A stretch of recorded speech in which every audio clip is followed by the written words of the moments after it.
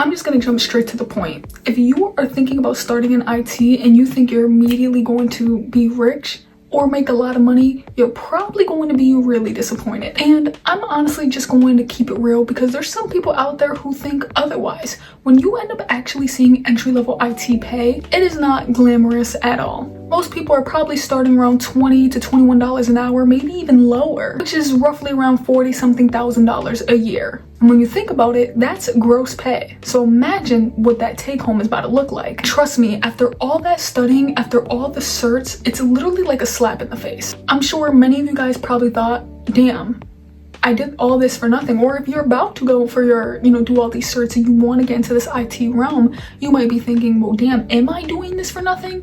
Well, let me go and clear this up. Because trust me, it sounds discouraging. You're putting in all this work and effort towards something to know that you're probably not going to be very much compensated for it or well compensated for it. But here's the part people do not explain correctly. Entry-level IT is not the goal, it is a tool. Most people see help desk or IT support entry-level positions as the end goal. And that is simply why they get stuck, because the real value of that first job is not the paycheck, it is the experience and it is the exposure. Because when you're in a real IT environment, you're touching real systems, dealing with real human problems, learning things that no course, no lab, no certification will ever teach you. And yes, the pay may be low at first, but you're getting paid for learning the way a real tech company runs. That is something I had to reframe in my own mind as well.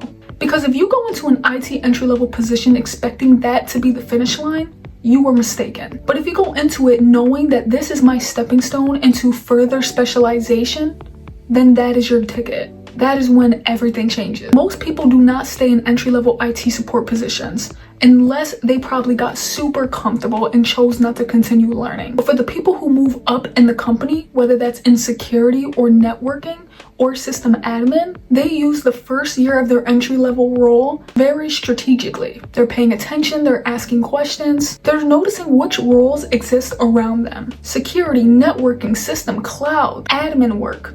All of those specializations will end up paying very well when you get there. That's where the real money starts to begin. That's where the real money actually starts to shift. And this is the part where no one really wants to hear.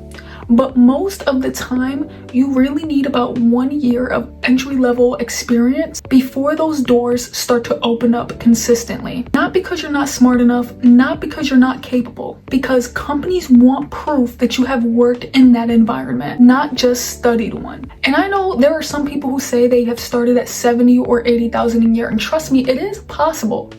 But it's not always the case. Most people start lower, sometimes even under 20 an hour, but they gradually build up. It doesn't mean that you failed, it just means that you're early. And I also want to say this as well. Starting at low pay in an IT support position doesn't mean IT support is the problem. Doesn't even mean that it's not worth it. It actually means you just need to play the game right. 1 year of entry-level experience can change the trajectory of your income, especially if you specialize.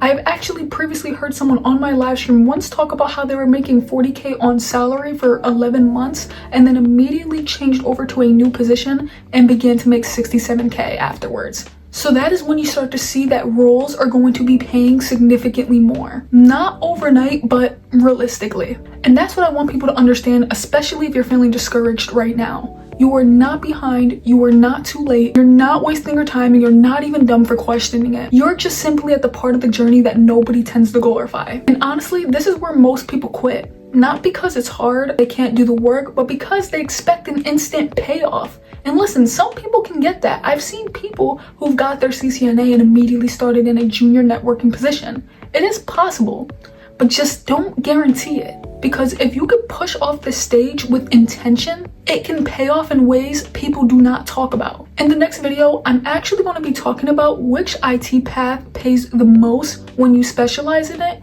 and also what the pay is in general. Because some people don't even know that you could be making bank even though you're just a senior network engineer. And which ones people may even overhype too much, because not all directions are equal. But if you're watching this right now and you're in this "is this even worth it" type of moment, please trust me, you are not alone. This stage just doesn't get the spotlight, and it doesn't mean that it's not important. So yes, entry-level IT pay does start off pretty low, But trust me when I say this, that you can and you will specialize in something that will ultimately raise up your pay, and or you may even be able to switch into a different position that will just offer more because you have more experience.